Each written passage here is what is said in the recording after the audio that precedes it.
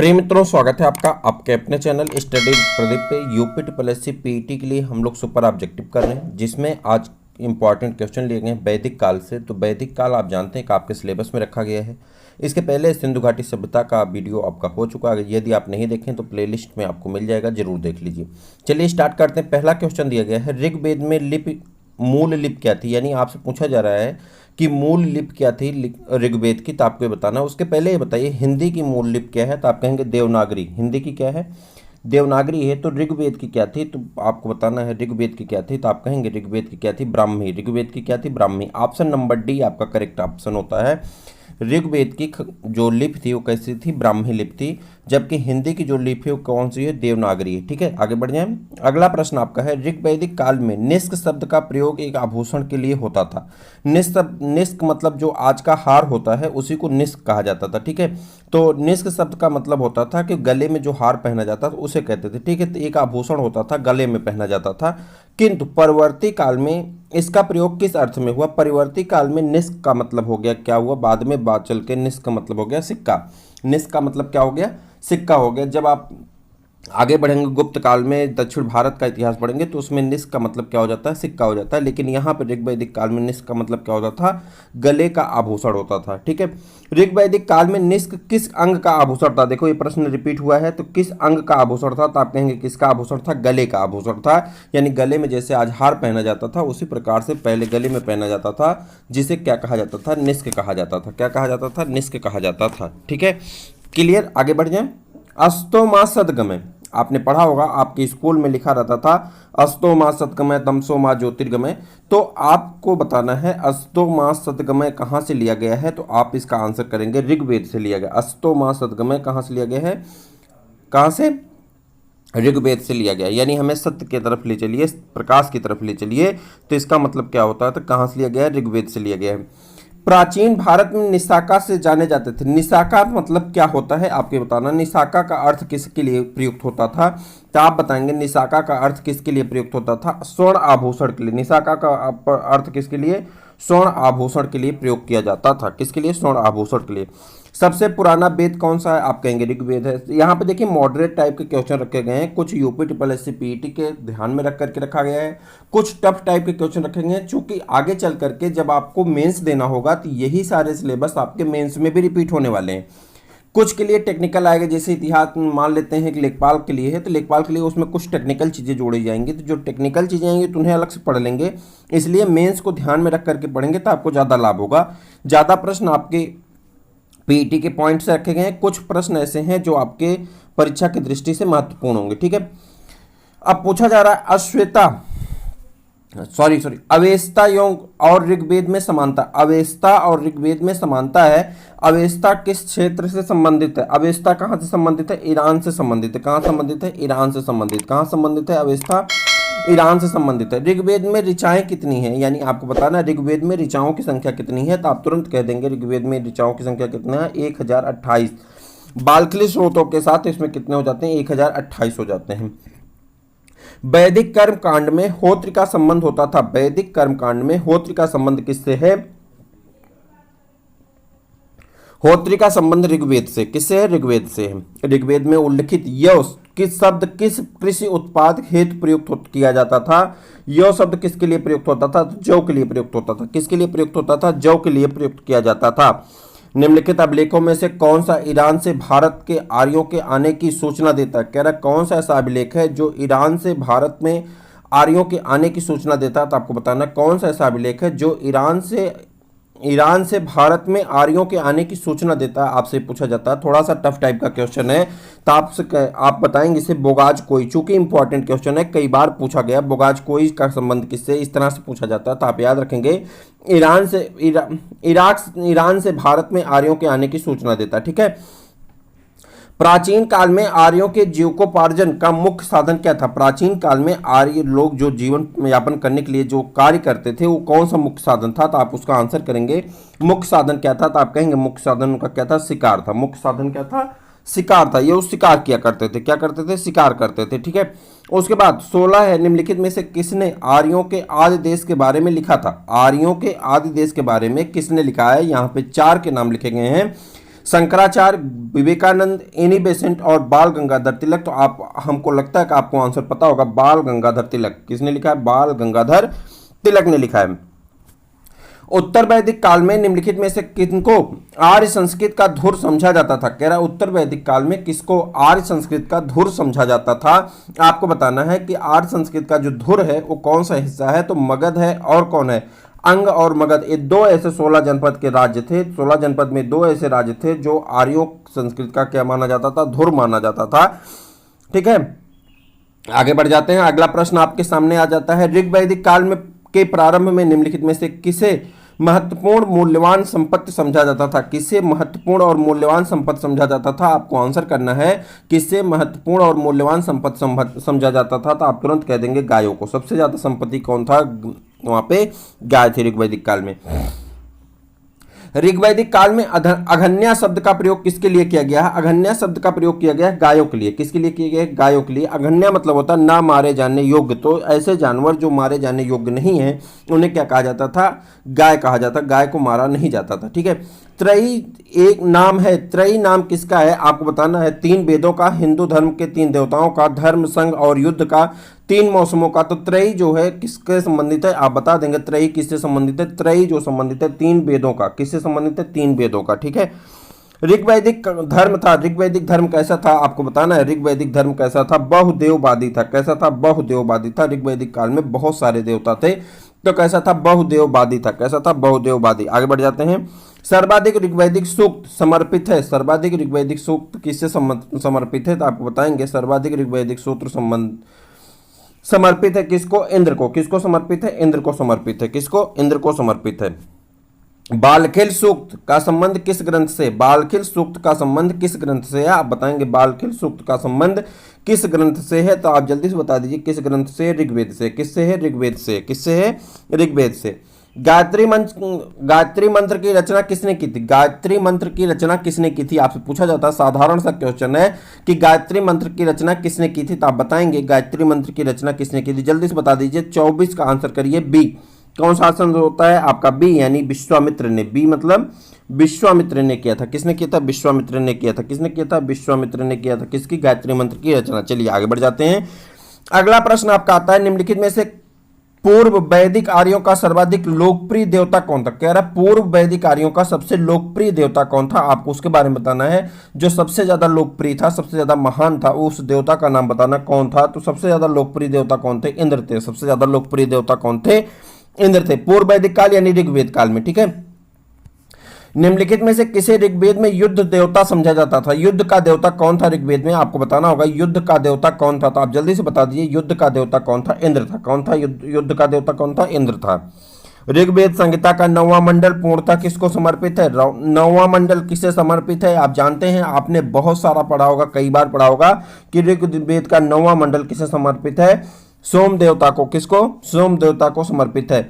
सोम और इसे पेपर नामांकित देवता को समर्पित है। ठीक है, ऋग्वेद का कौन सा मंडल पूर्णतः सोम को समर्पित है? फिर से वही प्रश्न रिपीट होता है, कौन सा मंडल पूर्ण रूप से ऋग्वेद में कौन सा मंडल किसको समर्पित है? सोम देवता को समर्पित है। तो आप तुरंत कह देंगे कौन सा मंडल है? 9वां मंडल है। कौन सा मंडल है? 9वां मंडल है। उस जनजाति का नाम बताइए। उस जनजाति का नाम बतलाइए जो ऋग्वैदिक कार्यों में पंचजन्य से संबंधित नहीं थी। कह रहा उसका नाम बताना है जो ऋग्वैदिक काल में पंचजन्य से संबंधित नहीं है, उसका नाम बताना है। और वो है कौन? जनजाति है। तो उस जनजाति का नाम बताना है जो पंचजन्य से संबंधित नहीं थी। उसका नाम क्या है? किकट है। क्या नाम है? किकट है। किकट। क्या नाम है? किकट है। ठीक है, ऋग्वैदिक काल में जनता निम्न में से मुख्यतः किसमें विश्वास करती थी? सबसे ज्यादा विश्वास ऋग्वैदिक काल में जनता किसमें करती थी? आपको बताना होगा। सबसे ज्यादा विश्वास ऋग्वैदिक काल में जनता किसमें करती थी? बलि और कर्मकांड में। किसमें? बलि और कर्मकांड में विश्वास करती थी। गोत्र शब्द का प्रयोग सर्वप्रथम कहाँ हुआ? गोत्र शब्द का प्रयोग सर्वप्रथम कहाँ हुआ? जो गोत्र आप बताते हैं अपना अपना, तो गोत्र शब्द का प्रयोग सर्वप्रथम कहाँ हुआ है? तो आप कहेंगे ऋग्वेद में। कहाँ पे हुआ है? ऋग्वेद में। ऋग्वेद में निम्नलिखित उल्लिखित प्रसिद्ध 10 राजाओं का युद्ध किस नदी के किनारे लड़ा गया था? ऋग्वेद में उल्लिखित प्रसिद्ध 10 राजाओं का युद्ध किस नदी के किनारे लड़ा गया था? आपको ये बताना है किस नदी के किनारे लड़ा गया था। जल्दी से बता दीजिए किस नदी के? परुषणी नदी के। किस नदी के? परुषणी नदी के किनारे लड़ा गया था। निम्नलिखित में से किस देवता को ऋग्वेद में माते तमा, देवी तमा और नदी तमा संबंधित संबोधित किया गया है? कह रहा माते तमा, नदी तमा और देवी तमा से किस नदी को संबोधित किया जाता था? आप जानते हैं, जल्दी से बता दीजिए। सरस्वती नदी सबसे ज्यादा प्रसिद्ध थी, तो सरस्वती नदी के लिए ही ये सभी शब्द यूज होते थे। कौन कौन से? माते तमा, देवी तमा और नदी तमा। ठीक है। आरंभिक वैदिक साहित्य में सर्वाधिक वर्णित नदी है? कह रहा आरंभिक वैदिक साहित्य में सबसे ज्यादा वर्णित नदी कौन सी है? तो आप बता देंगे सिंधु नदी। सबसे ज्यादा वर्णित नदी कौन सी है? सिंधु नदी है। ऋग्वेद में निम्नांकित किन नदियों का उल्लेख अफगानिस्तान के साथ आर्यों के संबंध का सूचक है? कह रहा ऐसी कौन सी नदी है जिसका संबंध आर्यों का अफगानिस्तान से बताता है? तो उसके बारे में बताना। कुंभा या कुर्भा नदी, क्रुमु नदी, कुंभा और क्रुम नदी। और उसके बाद आपको यहाँ पे दिया गया कोट के माध्यम से बताना है। वैदिक नदियां दी गई हैं और आधुनिक में उनका नाम क्या है उसके बारे में आपको बताना है। जल्दी से बता दीजिए कौन सा ऑप्शन आपका सही होगा। यहाँ पे 4 ऑप्शन दिए गए हैं, इसको मिलाना है और मिला करके उसके बारे में आपको बताना है। तो जल्दी से बता दीजिए। सबसे पहले कुभा नदी को जो कहा जाता है, कुभा नदी किससे संबंधित? कुभा नदी का मतलब है, कुभा नदी है आपकी काबुल। कुभा का मतलब काबुल, कुभा काबुल, कुभा काबुल। परुसणी नदी को, परुसणी नदी को क्या कहा जाता है? परुसणी नदी को क्या कहते हैं? रावी कहते हैं। परुसणी नदी को क्या कहते हैं? रावी कहते हैं। सदा नीरा, सदा नीरा किससे संबंधित है? सदा नीरा को जो कहा जाता है गंडक कहा जाता है। सदा नीरा को क्या कहते हैं? गंडक कहते हैं। और सुत्रुद, सुत्रुद को क्या कहते थे? सतलज कहते थे। सुत्रुद को क्या कहते थे? सतलज कहते थे। और रस्किनी को चिनाब कहा जाता था। यानी फिर से एक बार अगर हम मिलाएं तो कृभा का क्या हो जाता? काबुल, कृभा का काबुल हो जाता है। परुसणी का रावी हो जाएगा। सदा नीरा का गंडक हो जाता है। सुतादी का सतलज हो जाता है। अस्किनी का चिनाब हो जाता है। इस प्रकार से ऑप्शन हमारा होता है 2 3 1 4 5, 2 3 1 4 5। आपका ऑप्शन नंबर बी वाला करेक्ट ऑप्शन हो जाता है। किस वैदिक काल में वर्ण शब्द का सर्वप्रथम उल्लेख मिलता है? कह रहा किस वैदिक ग्रंथ में वर्ण शब्द का सर्वप्रथम उल्लेख मिलता है वर्ण शब्द का? तो आप बताएंगे वर्ण शब्द का उल्लेख किसमें मिलता है? ऋग्वेद में मिलता है। किसमें मिलता है? ऋग्वेद में मिलता है। टोटल सीरीज में आपके 80 क्वेश्चन से ज्यादा लिए गए हैं, तो आप पूरे सीरीज करके जाएंगे जिससे आपको बहुत लाभ होने वाला। एक भी सीरीज आप छोड़ेंगे नहीं, सीरीज के सभी प्रश्न को आप करते रहेंगे। चलिए आगे बढ़ जाते हैं। आगे बढ़ेंगे तो अगला प्रश्न आपके सामने दिखाई पड़ेगा 38 का, तो आप उसका आंसर करेंगे। वर्ण व्यवस्था से संबंधित पुरुष सूक्त मूल्यता पाया जाता है। वर्ण व्यवस्था से संबंधित पुरुष सूक्त मूल्यता पाया जाता है, किसमें पाया जाता है? तो आप बताएंगे मनुस्मृति में पाया जाता है। किसमें पाया जाता है? मनुस्मृति में। एक सेकंड, किसमें पाया जाता है? आपको बताना 38 का। 38 में किसमें पाया जाता है? पुरुष सूक्त से संबंधित मूल त्या सारी चीजें किसमें पाई जाती हैं? ऋग्वेद में पाई जाती है। किसमें पाई जाती है? ऋग्वेद में पाई जाती है। अगला प्रश्न आपका आ जाता है, निम्नलिखित वैदिक देवताओं में किसे उनका पुरोहित माना जाता था? कह रहा सभी देवता हैं और उनमें से उनका पुरोहित कौन है? तो उसे आपको बताते हैं। आज भी आप कहते हैं कि देवताओं के जो गुरु हैं वो कौन है? गुरु बृहस्पति हैं। तो पुरोहित किसे माना जाता था? गुरु बृहस्पति को। किसको माना जाता था? गुरु बृहस्पति को माना जाता था। वैदिक युग में प्रचलित लोकप्रिय शासन प्रणाली थी। वैदिक युग में प्रचलित लोकप्रिय शासन प्रणाली क्या थी? तो आप कहेंगे वंश परंपरागत राजतंत्र। कौन सा था? वंश परंपरागत राजतंत्र था। यज्ञ संबंधी विधि विधानों का पता चलता है। यज्ञ संबंधित विधि विधानों का पता चलता है कहाँ से पता चलता है? यज्ञ संबंधी विधि विधानों का तो यजुर्वेद से। यज्ञ संबंधी विधि विधानों का प्रयोग कहाँ से चलता है? पता कहाँ चलता है? यजुर्वेद से। कहाँ से? यजुर्वेद से चलता है। निम्नलिखित में से किसका संकलन ऋग्वेद पर आधारित है? कह रहा है निम्नलिखित में से किसका संकलन ऋग्वेद पर आधारित है? आपको इसका आंसर करना है। किसका संकलन ऋग्वेद पर आधारित? जल्दी से ऑप्शन कर दीजिए। 43 का आंसर आप करेंगे। 43 का आंसर क्या हो जाएगा आपका? सामवेद। क्या हो जाएगा? सामवेद हो जाता है। कौन हो जाता है? सामवेद हो जाता है। मैं आपको बता दूं कि लगातार आपको क्वेश्चन आंसर ही करने हैं, यहाँ पे आपको टाइम वेस्ट नहीं करना है, क्योंकि आपकी सीरीज में क्वेश्चन की संख्या ज़्यादा होती है और कम समय में आप ज़्यादा से ज़्यादा क्वेश्चन को प्रैक्टिस कर सकें, इसी के आधार पर सुपर ऑब्जेक्टिव आपकी बनाई गई है। ये सभी पॉइंट जितने भी क्वेश्चन आपके बनाए गए हैं मूलतः ये सभी आपके वन लाइनर में मिल जाएंगे। जैसा कि मैंने आपको बेस्ट बुक जब बताया था, मैंने आपको जीएस के लिए वन लाइनर बताया था, तो ये सभी चीज़ें वहाँ पर मिल जाएंगी। करंट अफेयर्स का क्वेश्चन हम आपको लेके आएंगे, कम से कम 3 से 4 सीरीज में 500 करके क्वेश्चन हम आपके कराएंगे, तो सभी करंट अफेयर्स भी आपके कवर हो जाएंगे। बाकी चीज़ें जो समसामयिकी हैं, जो जीके है, जीएस है, सारी चीज़ें आपकी साइंस है, सब कंप्लीट हो जाएगी। आपको परेशान होने की जरूरत नहीं। साइंस का एक पीडीएफ आपको दे दिया जाएगा, उस पीडीएफ में भौतिक का पहले एक, फिर रसायन का, फिर जीव विज्ञान का, तो भी आपका कंप्लीट हो जाएगा। मतलब कोर्स पूरी तरह से कंप्लीट हो जाएगा। कम वक्त होने के कारण क्लासेस रन नहीं हो पा रही हैं, लेकिन आपको सुपर ऑब्जेक्टिव की सारी सीरीज आपको प्रोवाइड कराई जाएंगी। बस आपको चैनल को करना सब्सक्राइब, अपने दोस्तों को करना है शेयर। चलिए 44 का आंसर करिए।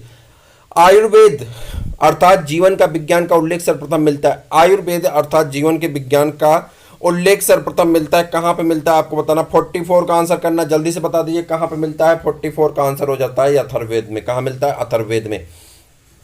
और निम्नलिखित में से वह ब्रह्मवादिनी थी जिसमें कुछ वेद ग्रंथों की रचना की थी। वह ब्रह्मवादिनी कौन थी जो वेद ग्रंथों की रचना की थी? तो आपको उसके बारे में बताना। लोपामुद्रा। कौन है? लोपामुद्रा। कौन है? लोपामुद्रा है। कौन है? लोपामुद्रा है। 800 से 600 ईसा पूर्व का काल किस युग से जाना जाता है? 800 से लेकर के 600 का काल जो है ईसा पूर्व का काल, 800 से 600 तक का ईसा पूर्व काल, उसे क्या कहते हैं? ब्राह्मण युग कहते हैं। क्या कहते हैं? ब्राह्मण युग कहते हैं। कौन सा युग कहते हैं? ब्राह्मण युग कहते हैं। और निम्नलिखित में से कौन सी प्रथा चतुष्ट वेदोत्तर काल में प्रचलित हुई? निम्नलिखित में से कौन सी प्रथा चतुष्ट वेदोत्तर काल में प्रचलित हुई? आपको बताना। चतुष्ट वेदोत्तर काल में प्रचलित हुई, तो इसके बारे में आप बताएंगे।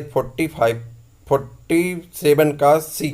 47 का क्या हो जाएगा? सी। ब्रह्मचर्य, गृहस्थ, ब्रह्मचर्य, गृहस्थ, वानप्रस्थ और संन्यास। 4 ऑप्शन है यहाँ पे, ये सभी सही है। ब्रह्मप्रस्थ, गृहस्थ, वानप्रस्थ और संन्यास। चलिए,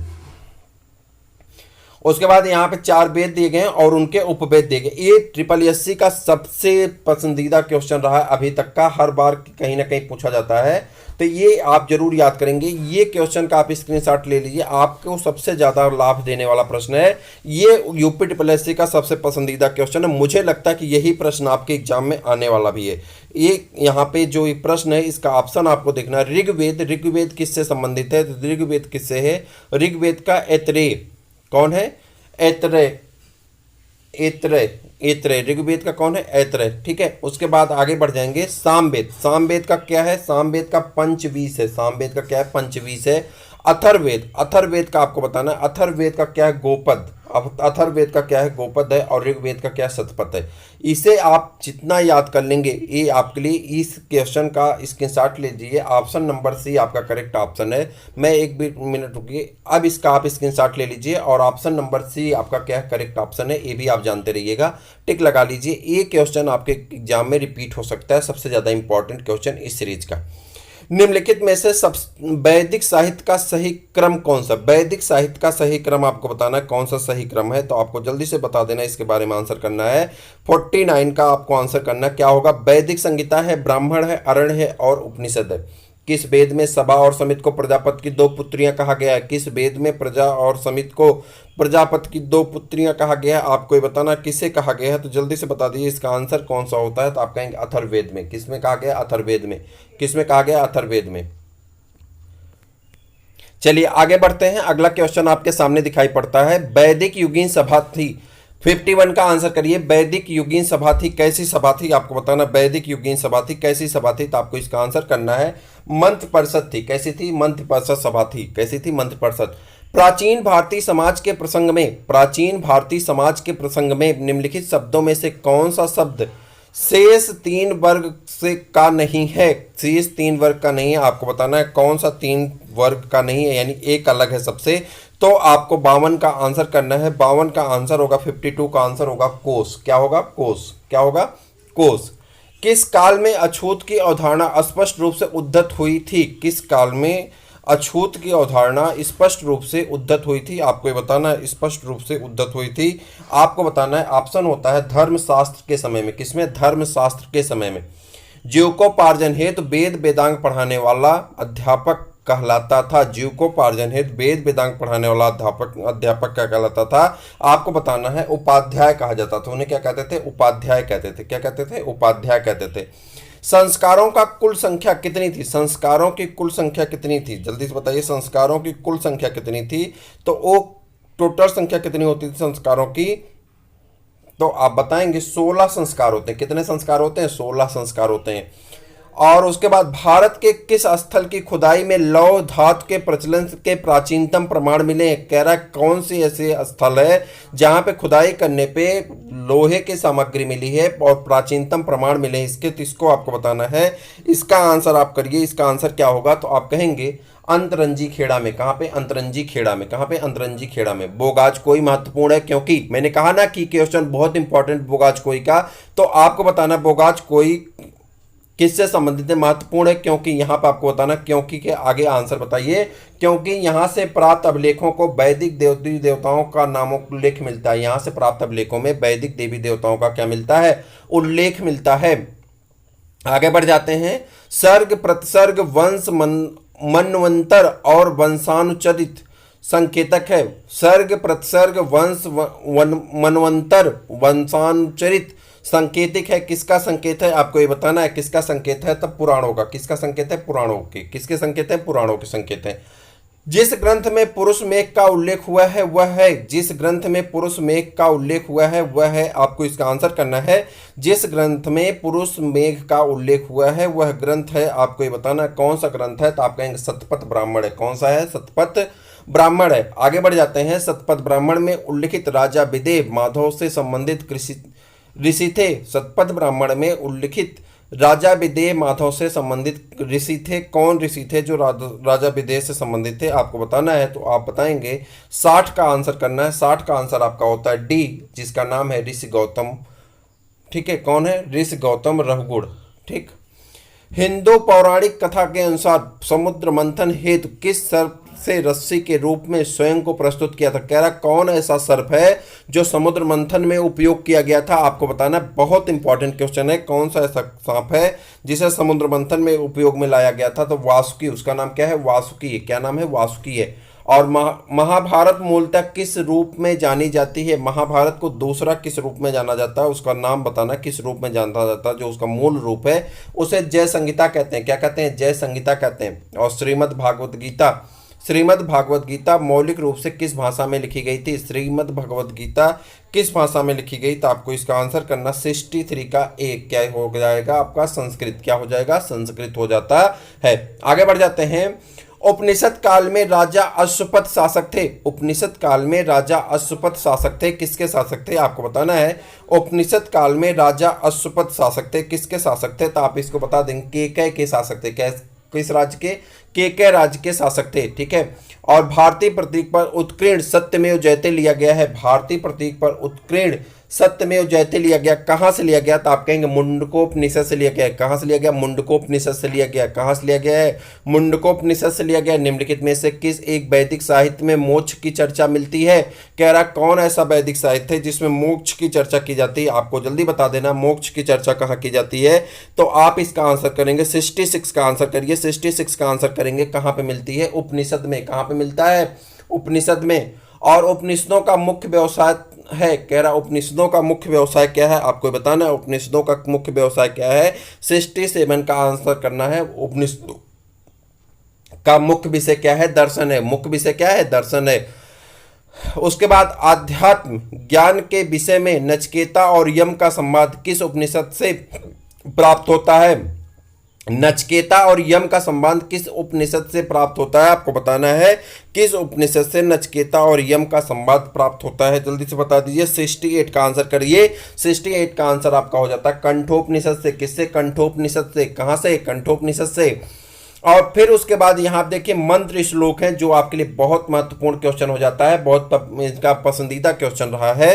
तो जल्दी से इसका आंसर कर दीजिए, कौन सा आंसर इसका सही होता है। 69 का आप आंसर करेंगे। 69 का आंसर होगा ऋग्वेद क्या है, यजुर्वेद क्या है, सामवेद क्या है और अथर्ववेद क्या है, किसमें किसका वर्णन किया गया, तो जल्दी से बता दीजिए 69 का आंसर। 69 का आंसर हो जाता है आपका ऋग्वेद जो है किससे संबंधित है, मंत्रों और श्रुतियों और प्रार्थनाओं से संबंधित है। श्रोतों, मंत्रों और प्रार्थनाओं से संबंधित है। यजुर्वेद जो संबंधित है वो किससे, कर्मकांड से संबंधित है। इस स्रोत और किससे, कर्मकांड से संबंधित है। सामवेद, सामवेद को आप जानते हैं क्या है, संगीतमय वेद है। सामवेद संगीतमय स्रोत से। और अथर्ववेद मंत्र तंत्र वशीकरण सभी कहाँ से हैं, अथर्ववेद में है। तो ऑप्शन नंबर ए क्या हो जाता है आपका, करेक्ट ऑप्शन हो जाता है। चलिए आगे बढ़ जाते हैं। निम्नलिखित में से चारों वेदों में, निम्नलिखित चारों वेदों में से किस एक में जादुई माया और वशीकरण का वर्णन किया गया। जैसा कि मैंने ऊपर आपको बताया जादुई माया और वशीकरण का किसमें वर्णन किया गया है, अथर्ववेद में किया गया। किसमें किया गया, अथर्ववेद में किया गया। किसमें किया गया, अथर्ववेद में किया गया। अच्छा, आपसे ये प्रश्न पूछ लिया जाए कि सबसे पहला वेद कौन था, सबसे अंतिम वेद कौन है, तो आप आंसर करके बताइए सबसे पहला और अंतिम वेद का नाम लिख करके नीचे ऑप्शन पे कमेंट कर दीजिए। चलिए ऋग्वेद है। ऋग्वेद क्या है आपको ये बताना, ऋग्वेद है। ऋग्वेद क्या है आपको ये बताना है। ऋग्वेद क्या है, स्रोतों का संकलन है, यानी स्रोत जो यहाँ पे इस आपके स्रोत है मंत्र उसका संकलन है। चलिए आगे बढ़ जाते हैं।